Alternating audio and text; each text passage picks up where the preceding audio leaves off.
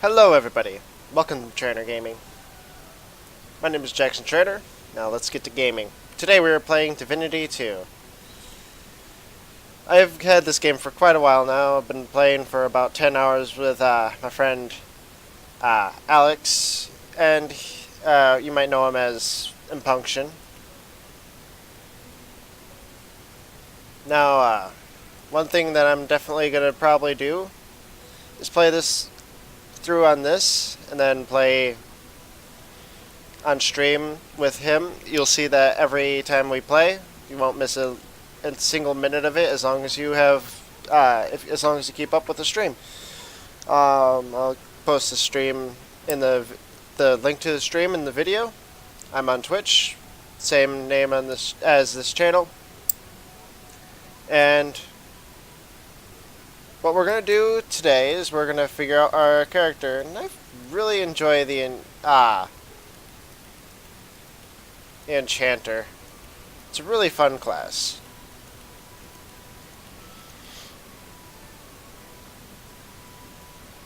Especially with these presets and whatnot.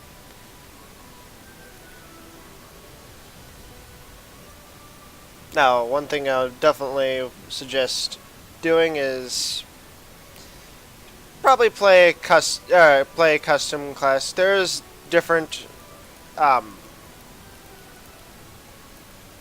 origin characters, and they're all really interesting characters with different backstories. Oops, I was going to show you guys one. This guy, I don't like him. I ended up killing him in the first on my first playthrough. Now, one thing I probably will do though is play the Lizard Enchanter, and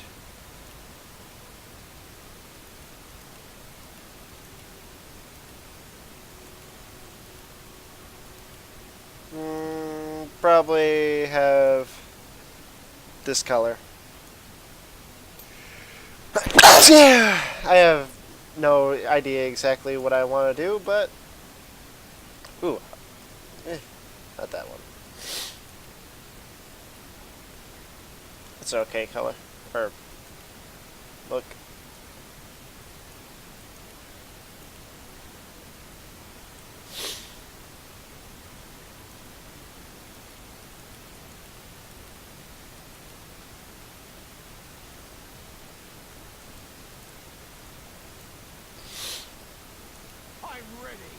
Better luck next. I'll yield to none. Prepare yourself. Almost got me that time. Now, what we're going to call this guy is Wires.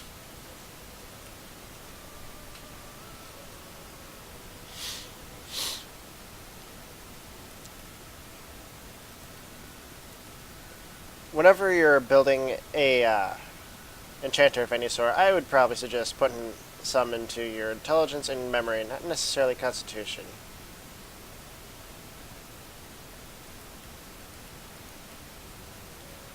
Ew. Okay.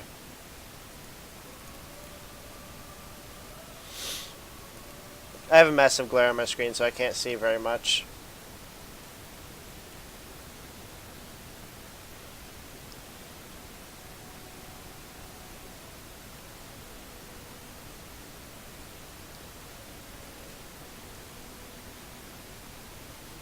And as for all this,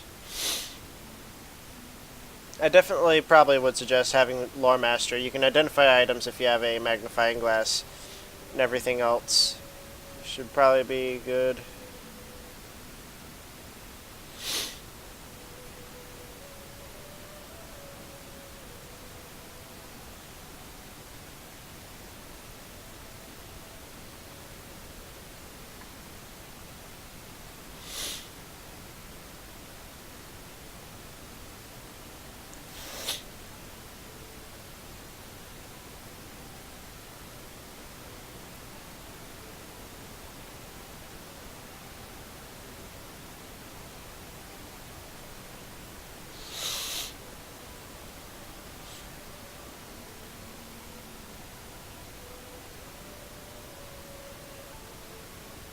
Okay, yeah, I think I'll go with the Far Out Man in this one.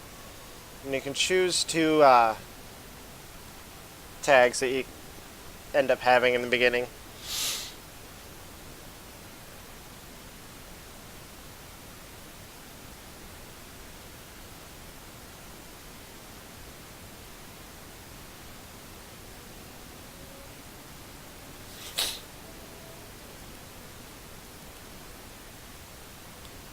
And that instrument.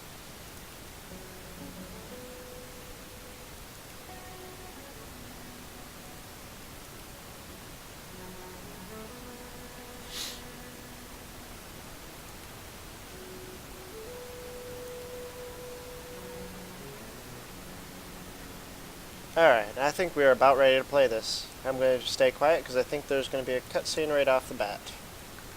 You may watch this. It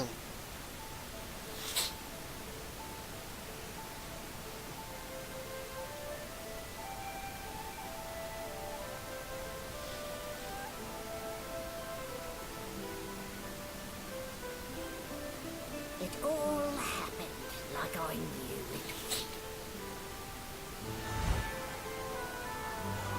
A single drop of source magic. And, like flies to honey, the monsters swarmed. The rebel panicked. The carnage began. And the magisters pointed their fingers at me. Just as I'd planned. I was shackled and collared, and sent to Fort Joy.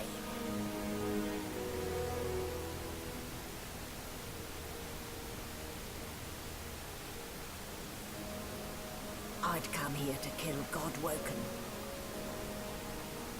But instead I became part of their story.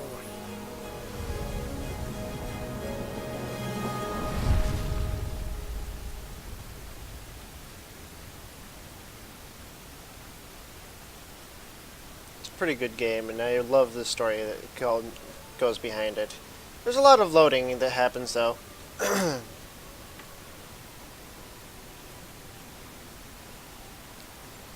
Now, if you played Dungeons and Dragons, this game acts a little like that.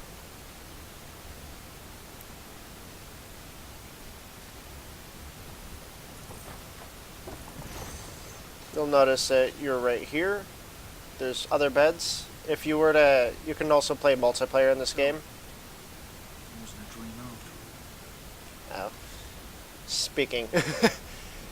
If you were to have other players in here, you would, other players would be in different beds.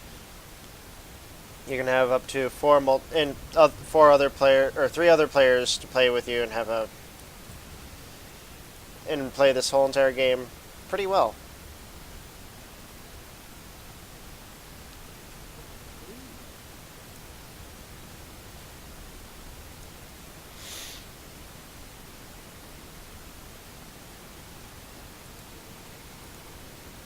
Now we're going to do is we're going to talk to this person. Yes. Looks like that collar fits you snugly enough. Nice bit of work. Oh no, if I do say so myself. In fact, you seem quite a there. Not too tight, I hope. The collar, I mean. Oh, not to worry. Every dog has to get used to its leash. In the meantime, your next stop will be Magister William. All passengers have to be registered in the ship's manifest, and he's the chap in charge of the logs. You'll find him on the other side of this deck, in the officers' quarters. And now we got different text file things that you can say. And most of these I'm pretty much going to say out loud. I might end up going silent as I'm trying to decide. And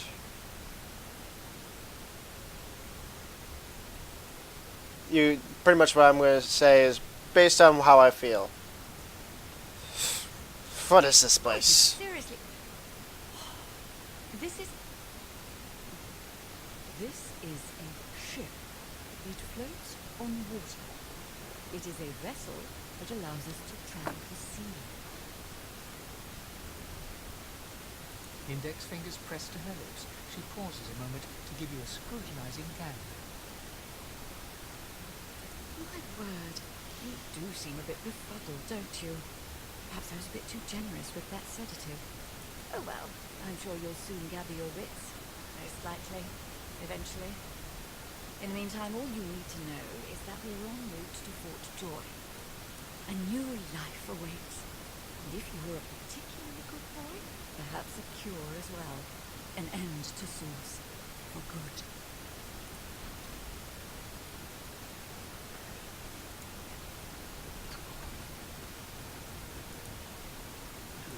A young magister stands pale and silent. Her knuckles whiten around her weapon as you pass. The pale young woman doesn't acknowledge you. She nods to the right without moving her gaze from the ground. Behind the magister, a bloodied mass lies in a heap. Gore and limbs lie at odd angles. You can't make out a face amid the mess. What happened There's here? been a murder. The sorcerer was killed by one of your own.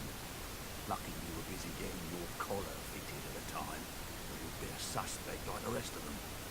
Waters is investigating. She'll figure out who did it. Always does. Near the dead man? It's a small ship. His name was Finn. Odd boy. Looked to me like he saw something he wished he hadn't before he came here. We'll find out who did it, one way or another.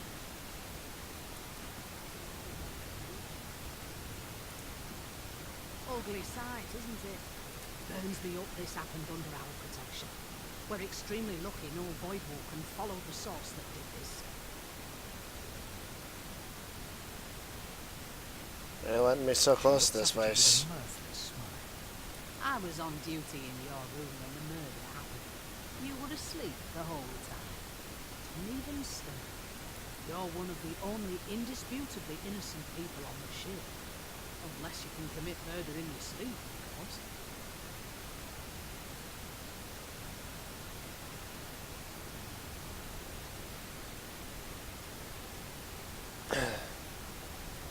I don't hail from the House of Dreams. When you sleep, you Figured as sleep. Listen, I could use someone to keep their ears open among the passengers. Sometimes they clam up in front of the uniform. Bring me a good lead, and I'll throw in a shiny gold coin for you. How about that?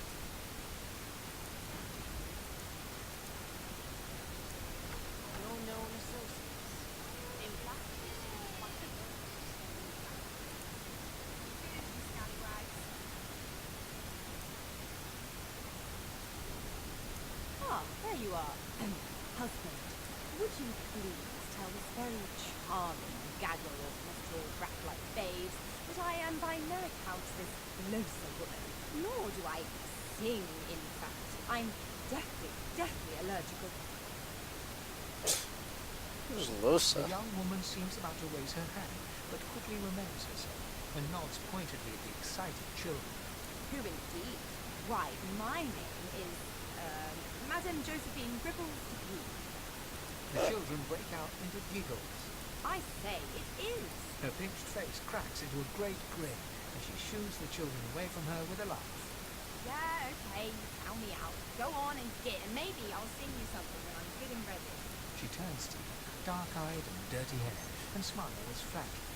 Gotta keep ourselves entertained, haven't we? The house, I You're presume? right.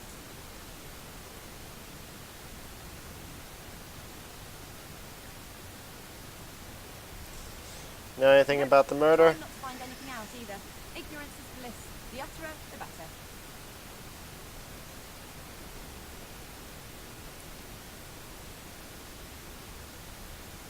Sure enough. Suddenly, her eyes cloud to an unnatural black. Greyish veins run down her face, and her mouth tightens into a cruel sneer. As quickly as they came, the clouds clear. She smiles as though no change came over her. Good luck, Chief.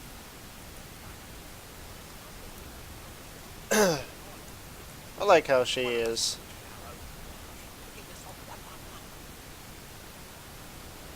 Just step to the part where I reassure you if you shut up.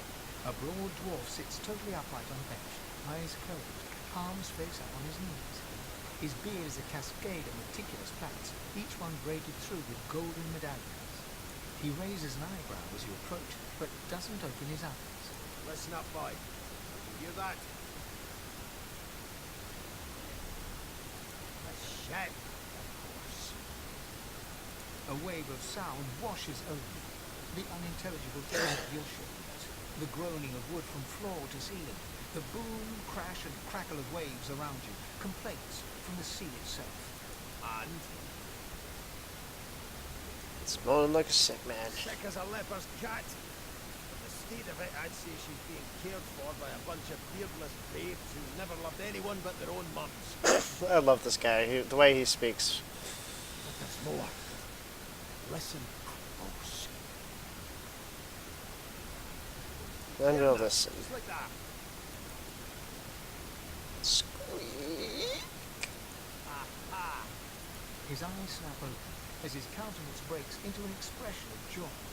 One great paw claps you on the back, the other catches you before you lose your footing. Before, or in this case, how can he reach me from all the way across the table? He is, well, whatever. Yeah, you heard it, didn't you? I knew it. I knew it. Aye, this is good news, boy. Good news. What's this supposed to be? You see your beautiful yet. Squeaks whenever the helmsman jerks it clockwise, which means you're heading east. Pardon my beard. That means if we've been travelling for, yes, only 10.34 nautical miles to Fort Joy. Shouldn't talk like that about a magnificent beard. Eyes as well as ears, eh? You'll go far, mate. Must be a practiced sailor. Captain, that figure tells me we're getting close to the Joy. Close to what lies beyond it, too. The dwarf leans back from the table and strokes his beard, gold medallions jingling merrily. His eyes roll over to you. That'll be all. Thank you kindly, boy.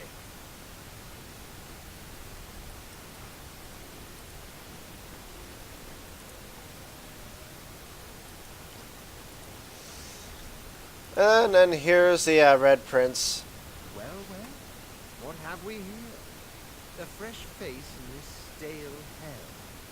Let's size you up, shall we? The lizard looks you up and down, like a farmer would a fetching horse. All of a sudden, he grips you firmly by the chin, with the intent of inspecting your teeth. My, we are fierce, aren't we? Not to worry. I'll soon remedy that. Now then, to business. You will answer me 3 questions. The first one is this. Can you cook? Yeah, true chef here. Music to my beleaguered stomach. On to the second question. Can you knit, weave? In short, tailor? Oh, I feel the caress of satin on my scarlet skin once more. A most satisfactory answer indeed. On then to my final query. Have you the ability to administer the upkeep of one's personal appearance? The very basics, then. I suppose that's a start. So, 3 questions asked, 3 questions answered. As per your own testimony, you can cook, tailor, and groom. Well, that just about settles it. I offer you my sincerest congratulations. As of now, you are my slave. You should probably come to terms with the fact that you've half a mind, full stop. Rein in your impertinence, will you? I'm a fair man, but I won't spare the wrong. Anyway, you may leave me for a moment. We'll go over your duties once we reach Fort Joy. Now shoot. I might as well kill him. I still hate him. I think I'm just gonna go into this area. It's a register, sir. Good, good. Magister Williams is just about done with the last passenger. You faring okay so far? Been through worse here. With Bishop Alexander in charge, things will get a lot better from here on out. He's God-walking you. You head on in now. Williams will get you sorted fast.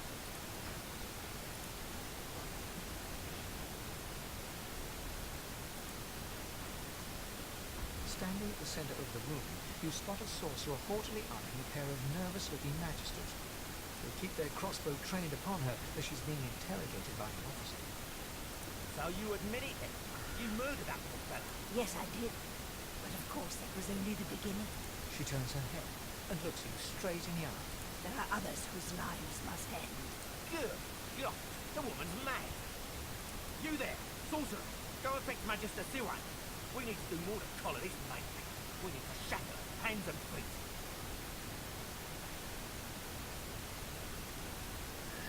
By all means, do as the officer says.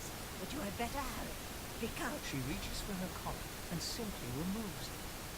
I'm just about to create a scene. Subdue her men quickly. If she casts sword, the void broker will come. They'll end us all. She smiles with wicked satisfaction. Precise.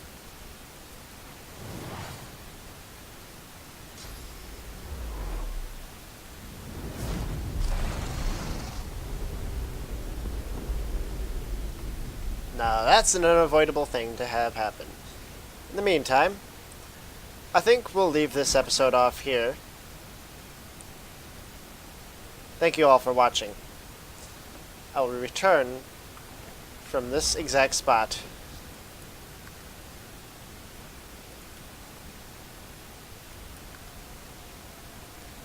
And I'll see you all in the next video. Farewell.